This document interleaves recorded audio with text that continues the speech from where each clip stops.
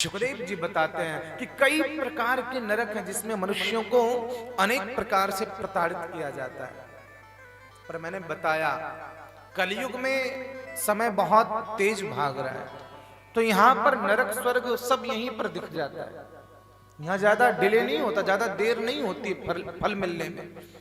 आपने जो किया कुछ क्षण में वो आपके सामने फल के रूप में प्रकट होगा। एक तमाचा किसी को मारोगे तो आपको भी 2 लग जाएगा तुरंत, है यार। तो कलयुग में करने का फल तत्काल मिलता है, उसी क्षण मिल जाता है। तो वास्तव में स्वर्ग नरक देखना है ना, तो अपने आसपास देखो कितने लोगों को देखने के बाद आपको स्वर्ग की अनुभूति होगी कि असली आनंद तो यही ले रहे हैं, और कितने लोगों का जीवन देख के आपको लगेगा कि ये तो बिल्कुल नरक की तरह जी रहे हैं। आपने देखा होगा कई लोगों को देख करके आपको लगेगा ये तो स्वर्ग का आनंद ले रहे हैं, और कई लोगों को देख करके लगेगा ये तो नरक भोग रहे हैं, जीते हुए भी। इसलिए वास्तव में स्वर्ग नरक आपको इसी दुनिया में देखने को मिल जाएंगे।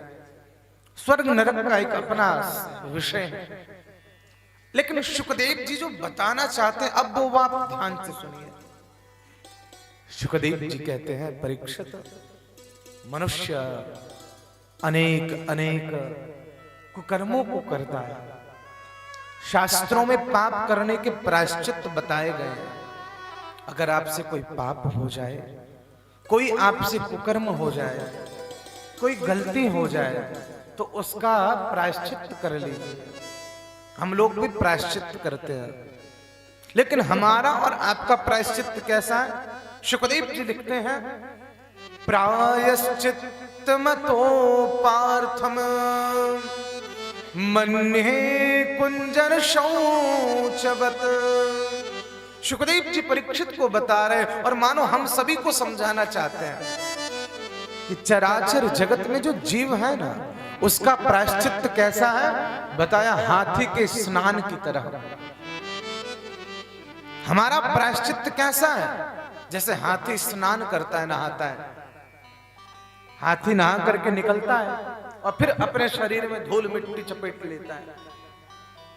कहने का अर्थ, हम पाप करते हैं, फिर उसका प्रायश्चित करते हैं, और दोबारा फिर पाप की गठरी बांध लेते हैं। बांधते हैं यार, हमारा सिद्धांत है। पाप करो, फिर कोई पूजा पाठ करके उसका प्रायश्चित करो, और फिर उससे दुगना पाप करने लगो। तो हमारा और आपका जो प्रायश्चित है वो कैसा है? हाथी के स्नान की तरह, मानो व्यर्थ है, कोई मतलब नहीं। और जिसको अगर अपने समस्त पापों का प्रायश्चित करना है, तो सुखदेव जी उसका समाधान बताते हैं। जिस व्यक्ति की इच्छा है, जिसको ये मन ही मन लगता है कि नहीं, मुझे तो अपने सारे पापों का निवारण करना है, तो सुखदेव जी अब जो आगे की कथा सुना रहे हैं उसे आप ध्यान से सुनिएगा। लिखा, केचित केवलया भक्त्या भक्ति योग परायण अघम धुन्वन्ति कार्त्स्नेन निहारमिव भास्करः। जैसे आपने विचार किया होगा, देखा होगा, अभी सर्दी का समय है, कोहरा रातों रात पूरे संसार को ढक लेता है। रात में कोहरा कितना हो जाता है, लेकिन सुबह होते ही जैसे जैसे सूर्योदय होता है वो कोहरा हटता रहता है। रात्रि गमिष्यति भविष्यति सुप्रभात।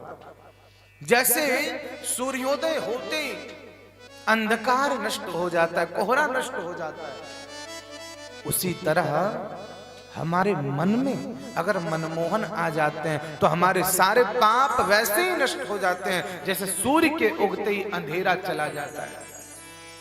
और तो जैसे एक चिंगारी रुई के बड़े बड़े बंडलों को भी जला करके भस्म कर देती है।